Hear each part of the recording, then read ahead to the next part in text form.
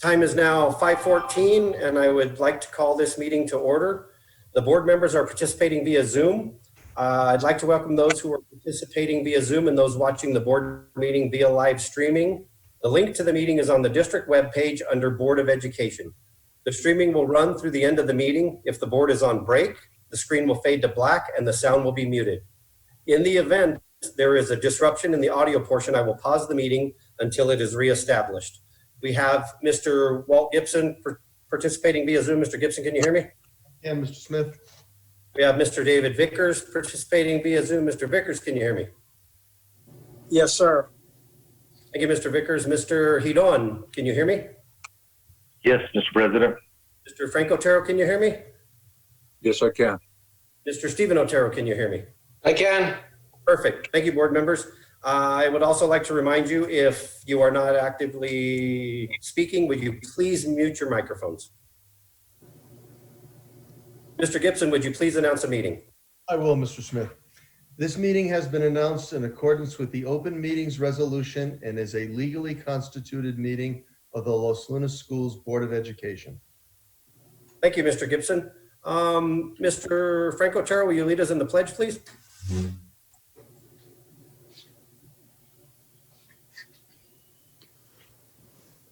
I pledge allegiance to the flag of the United States of America and to the republic for which it stands, one nation, under God, indivisible, with liberty and justice for all.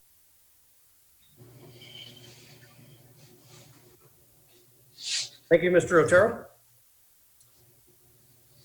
That brings us to item number 4. Mr. Gibson, are there any changes or deletions to the agenda? There are none this evening, Mr. Smith. Thank you, Mr. Gibson. I'll stand for a motion on the agenda. Mr. President, Mr. Hidon. I move to approve the agenda as presented. Thank you, Mr. Hidon. I have a motion by Mr. Eloy Hidon to approve the agenda as presented by Mr. Gibson and his staff. I'll stand for a second. I'll second. I have a second by Mr. Stephen Otero. Mr. Vickers, how do you vote? Yes. Mr. Frank Otero, how do you vote? Yes. Mr. Stephen Otero, how do you vote? Yes.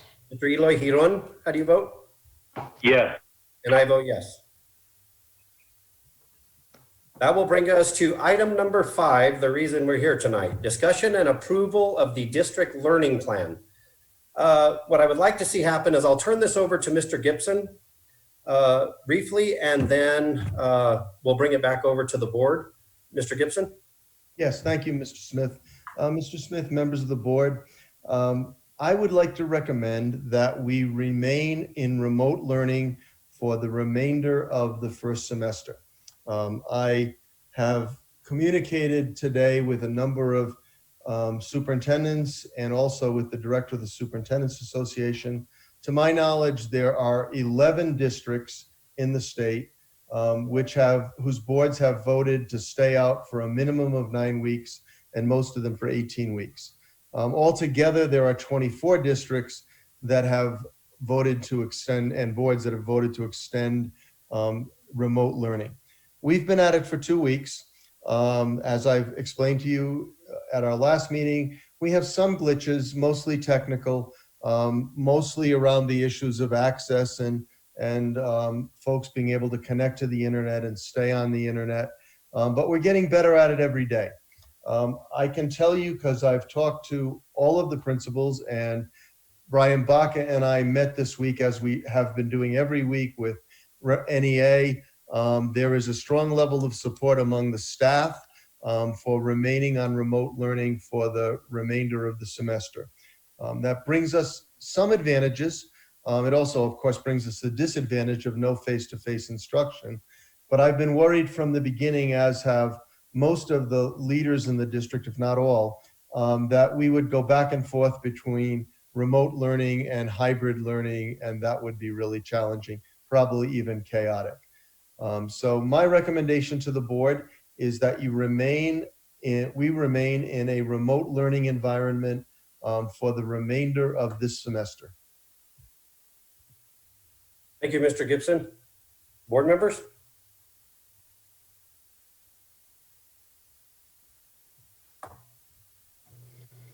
I would like to say that I think that's an excellent idea.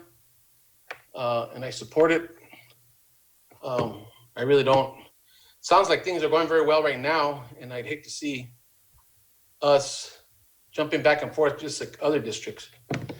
So at this point, I think it's a good idea for our staff and students and everyone involved. Thank you, Mr. Stephen Otero. Further comments? Mr. President, Mr. Vickers. I have the utmost respect for Mr. Gibson and the staff that we have and all of the work they put into planning for this school year. My main concern is the students that are at home, isolated, and who would normally have the schools as a safe haven, as a place to talk to a counselor, dealing with things going on at home and abuse issues and such as that. And I'm very concerned about the welfare of those students that are at risk in those ways. I listened to the governor's press conference yesterday, and the Secretary of Education spoke, and they did indicate they have not decided that they would absolutely open up to a hybrid model after Labor Day for sure yet, that they want to make sure that we can sustain it once we start, because the Secretary said that he does not want to go back and forth either. And with assurances from the Department of Education that we would not do that, I think it would be better to go with whatever we are allowed to do from the state level, with assurances that we won't go back and forth, that we will stick with the hybrid, we will deal with incidents that happen and press on, because in the general welfare of the students, I think as far as a better education and more safety for those who are at risk, I think that would be the best course of action. And that's what I would prefer to see. If I had my own druthers, I would go with full school and use all the precautions we have and deal with issues as they come up. Thank you. Thank you, Mr. Vickers. Moving on, Mr. Frank Otero.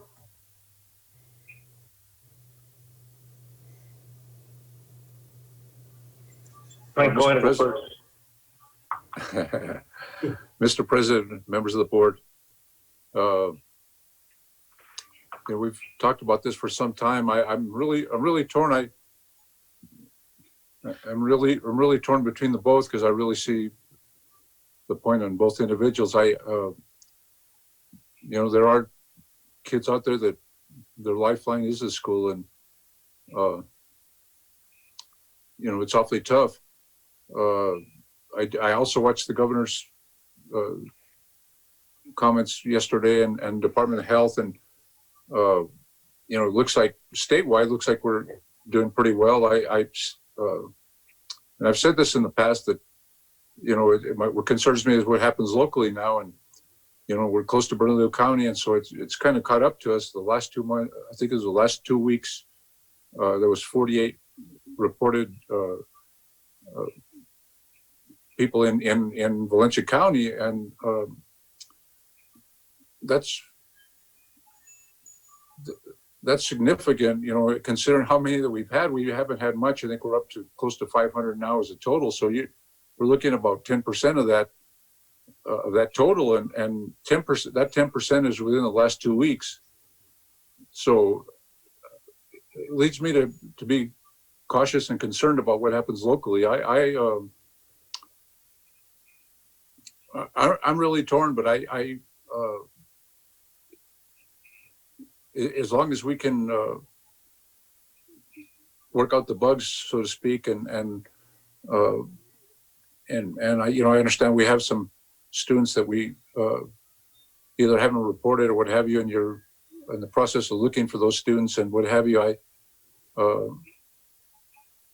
can tentatively support Mr. Gibson. I have a lot of confidence in I think he's just as concerned about our capabilities of maintaining the remoteness of what we're doing. To me, I think seems a lot to do with, for the whole semester, but I'm going to rely on Mr. Gibson and his staff. Thank you. I will add one thing in response to Mr. Otero. While I'm asking you to vote for the rest of the semester, if things were to turn dramatically around and the infection rate were to go way down, there's no reason why we couldn't vote at some point in time to go back to school in 2 weeks. But I would really like to know that we're not creating any kind of danger or any kind of chaos.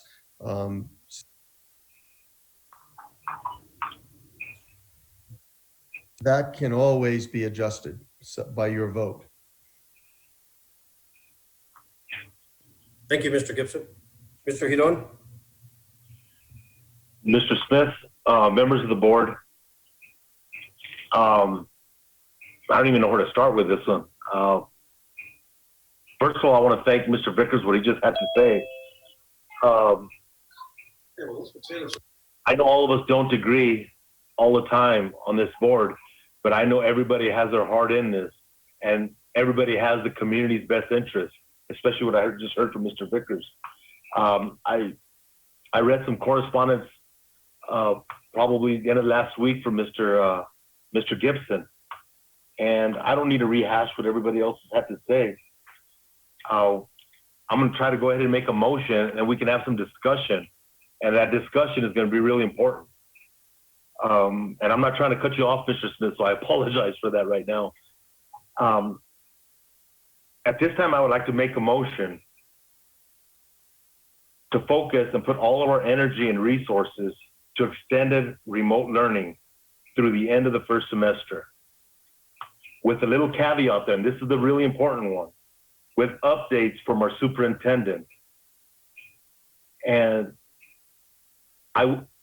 that's in form of a motion. I hope you got that, Mrs. Wolf. And during our discussion on the second part, I will elaborate more on our updates from Mr. Gibson, how he needs to update us. So that is in form of a motion. If you didn't get that, Mrs. Wolf, I will repeat it. Mr. President, members of the board, Mr. Hidon, I believe I have it. You said, if I'm not mistaken, Mr. Hidon moved. But you're welcome to repeat it one more time if you would like. Okay, let me repeat it to you, Ms. Wolf. At this time, I would like to put all of our energy and resources to extend remote learning through the end of the first semester with updates from our superintendent at every board meeting or every other board meeting, every board meeting. That's in form of a motion. And I would like to have discussion after that, Mr. Smith. Thank you, Mr. Hidon. I have a motion by Mr. Hidon to remain in remote learning for the period of the entire first semester with weekly updates from the superintendent as to the progress of the district. I will stand for a second. Mr. President, members of the board. Mrs. Wolf? Sorry, did the last piece of it, do you want it at every board meeting or at every week or weekly? Mr. Hidon, did you ask for every week or every board meeting?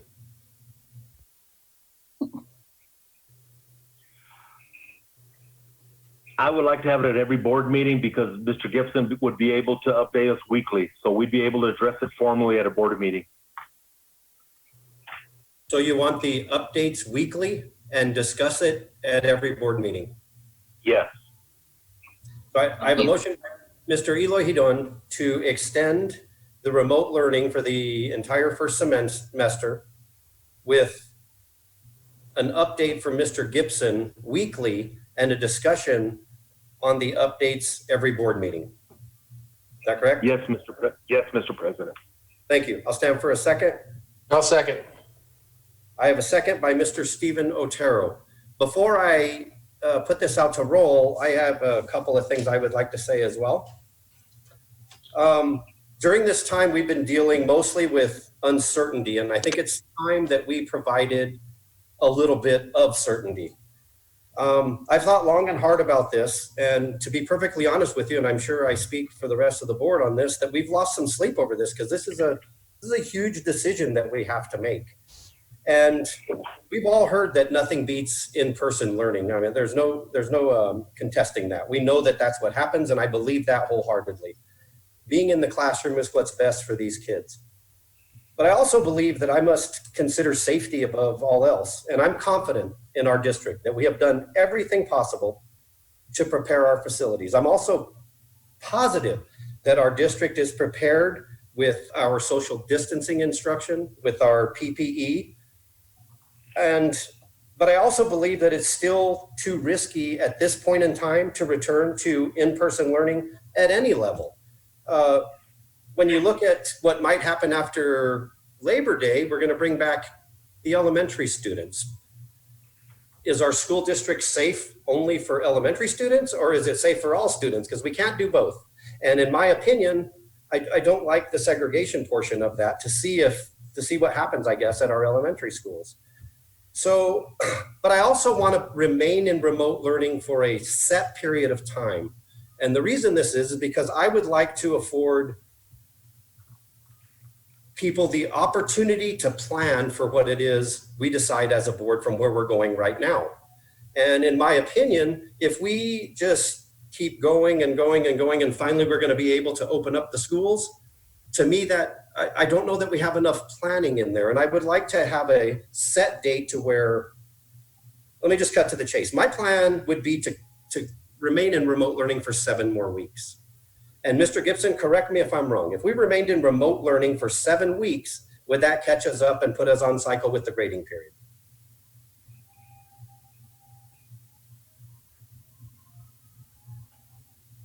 Unmute. I mean, the quarter is 9 weeks long.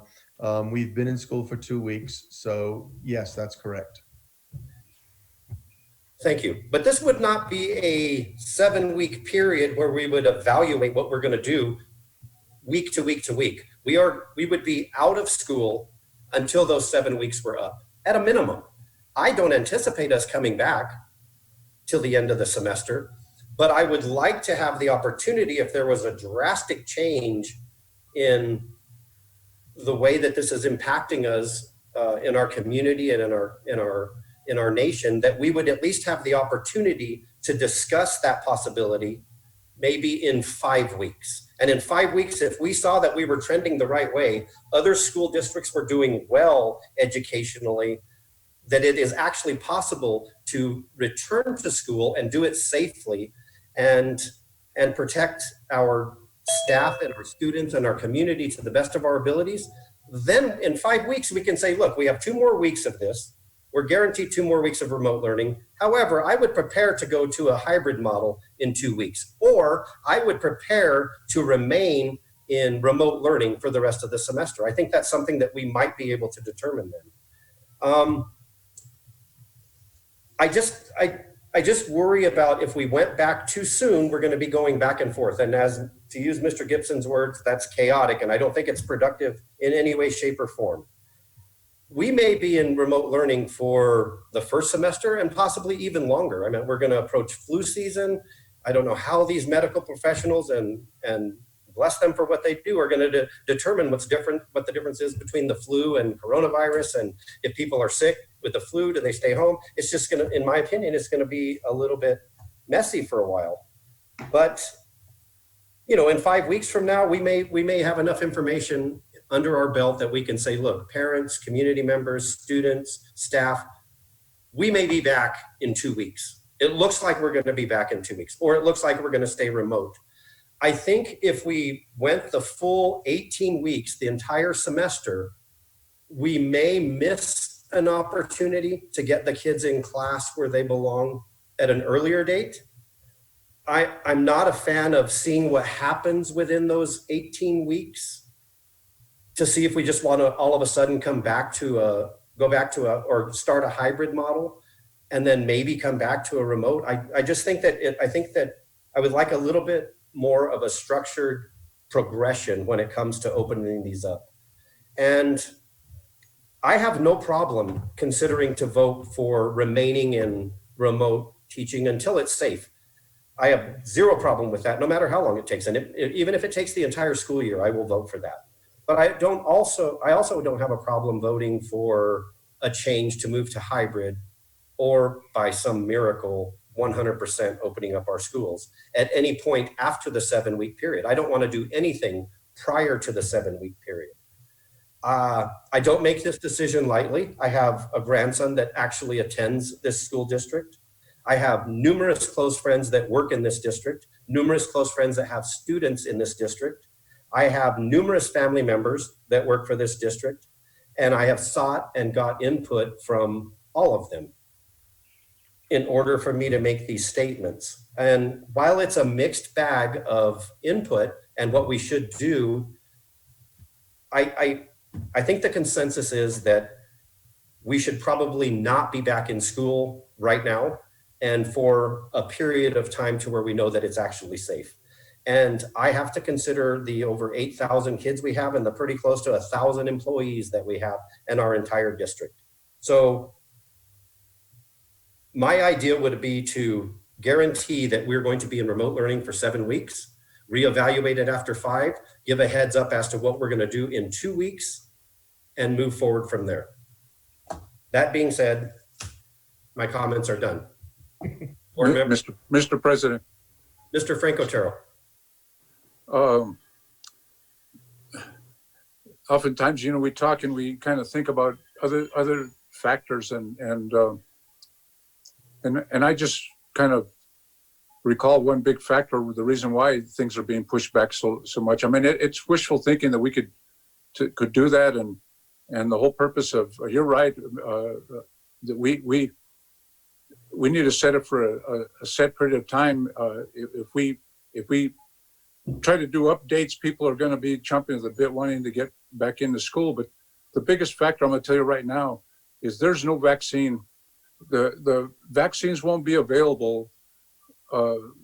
If they start being available, they'll be available like by December and that's the medical personnel. To the general public, they won't be available till the months between January and June or July. So that's another big factor in getting the public back into the rhythm of things, if you want to call that, or whatever, into the cycles or what have you. Is this COVID might reoccur here in the fall, and without vaccines. I mean, I mean, it's like right now we vaccinate kids, and I'm not going to send my kids or my grandkids out without their vaccinations, and so that's another great big factor right now. I'm going to tell you right now, I'm leaning with Mr. Gibson's recommendation. I mean, that's the reason why it's that far out. Thank you. Thank you, Mr. Otero. Mr. Smith. Mr. Stephen Otero. Yeah, just a clarification. I'm like a little confused on your take on this. As Mr. Gibson said, just like we called this meeting within 3 days, right? 3 or 4 days, right? Yes. As Mr. Gibson said, it's open for us to come back and things are looking good. And we call another meeting to change it around. This is only saying, I think it also gives the stability to teachers and staff in reference to what's to be expected instead of seeing what's the unknown a few weeks down the line. So I think that the way it's presented by Mr. Giron and the way it's translated by Mr. Gibson, saying that we can come back at any given time and change it, I think that's a good system at this point. Thank you, Mr. Otero. So, Mr. President. Mr. Frank Otero. Mr. President, Mr. Otero, I really have to disagree, because you're letting people think that they can come back at any given time, and so we should have just stayed in the plan that we had, the hybrid, if that's what we're going to do. We're creating a whole new plan. And every week everybody's going to expect us to make a decision on whether we're going to come back or wait. And you didn't listen to me about the vaccinations. Apparently it went in one ear and went out the other. Thank you. Okay. Mr. President, President, Board members, we are here to voice our opinions. Mr. Hidon. Mr. President, like I said, part of my motion was I know we're all in this together, and I know all of us board members have our heart into this, and a lot of us have lost sleep over this. You used one word that was big, certainty. The reason I framed this motion in that context was I want our staff to focus and put all our energy and resources into remote learning. Help Mr. Good, help all these other people, food services, special services. Let's make sure we're focused and going down that track. I also put that caveat in there in case there is a miracle drug, something does come up that we can come back. I understand, and I'm 100% confident that we are ready to scale back and open schools hybrid or 100%, 50%, whatever we need to do at that time. That's why I put that caveat. But the first part of the motion was, let's put all our energy and resources and making sure that if we're still at remote learning in December, we're following the science, we're making sure everything's, checking all the boxes, that if we're still at this point for Thanksgiving, that we know where we're at. You said that word, certainty. I want to thank board member Frank Otero for that meeting, for coming forward and having the courage and giving an example to our district and our community of being a responsible person for your family. No other, he said that to his family, he's responsible for his family, but no other family is more important than any other family. They're all important in our community.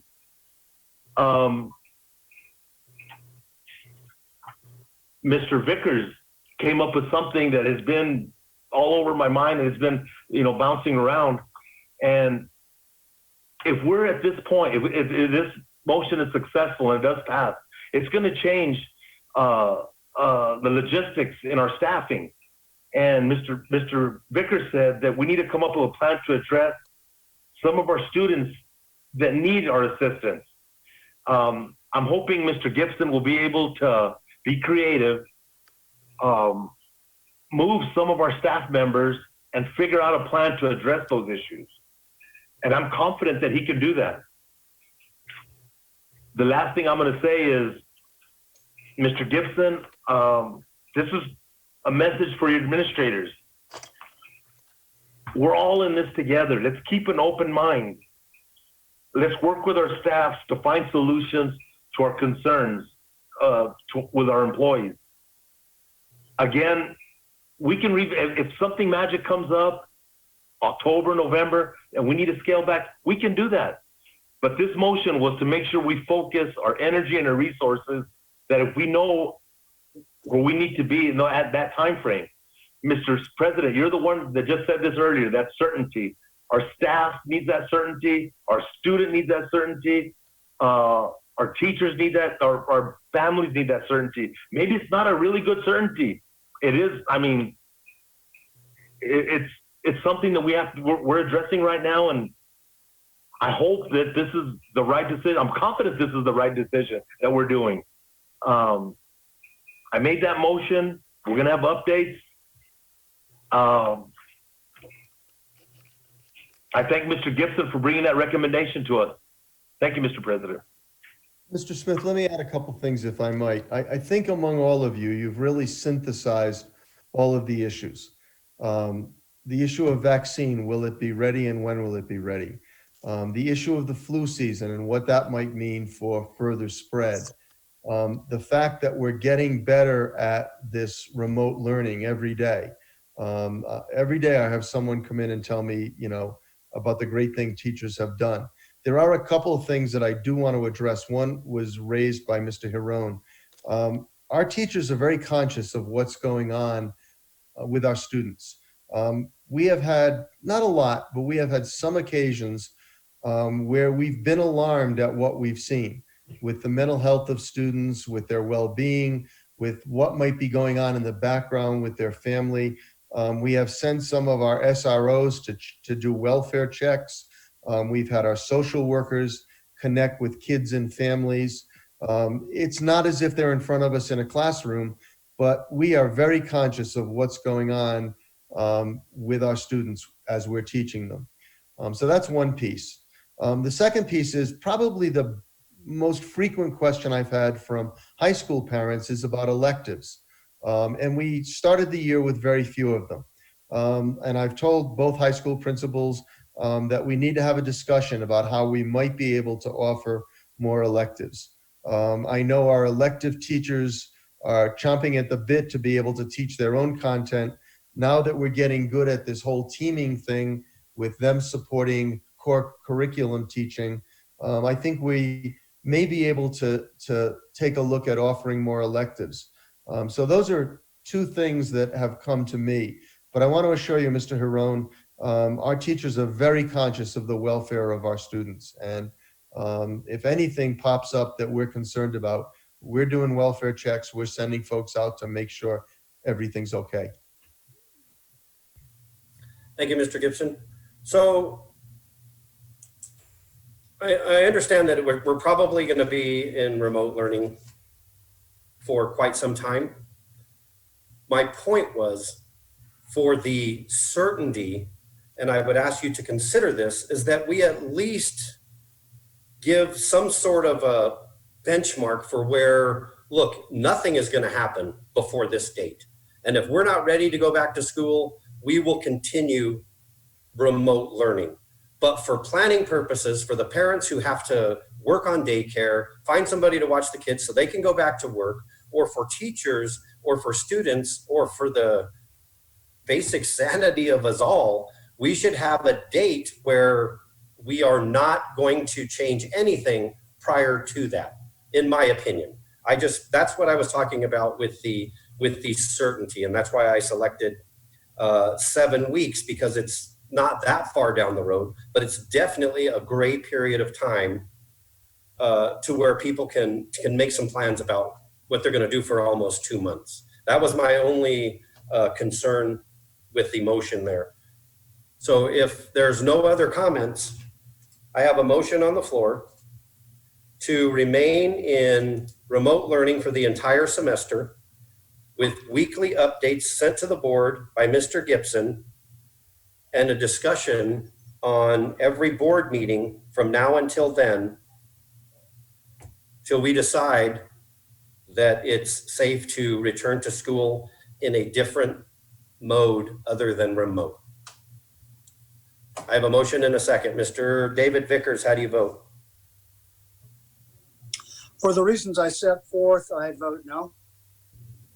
Thank you, Mr. Vickers. Mr. Frank Otero, how do you vote? Oh, well, I'm going to be quite honest with you. I'm with you on it should be set for a certain period of time. I think we're going to cause a lot of confusion, but yes. Thank you, Mr. Otero. Mr. Stephen Otero, how do you vote? Yes. Yes. Mr. Eloy Hidon, how do you vote? Yes. Thank you, Mr. Hidon. And I vote yes.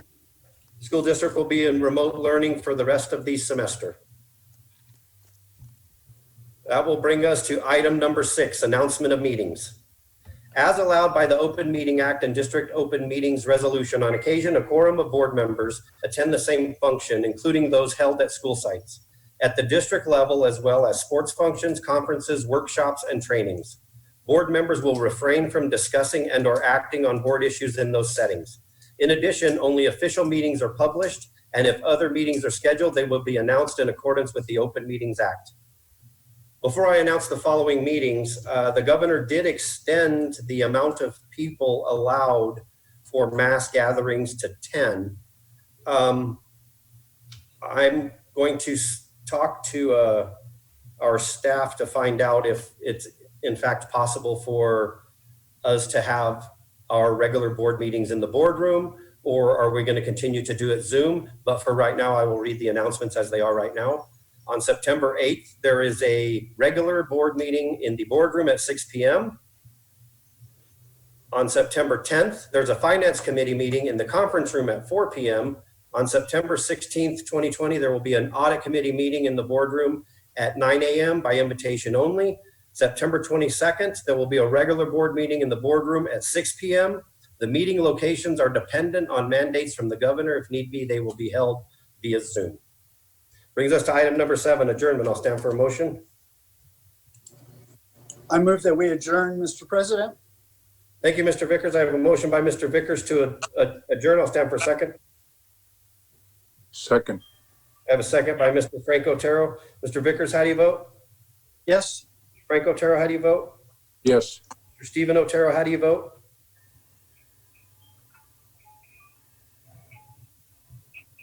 Yes. Mr. Eloy Hiron, how do you vote? Yes. I vote yes. Thank you all for attending. Thank you, Technology Department. Meeting adjourned at 5:50. Good night, everybody.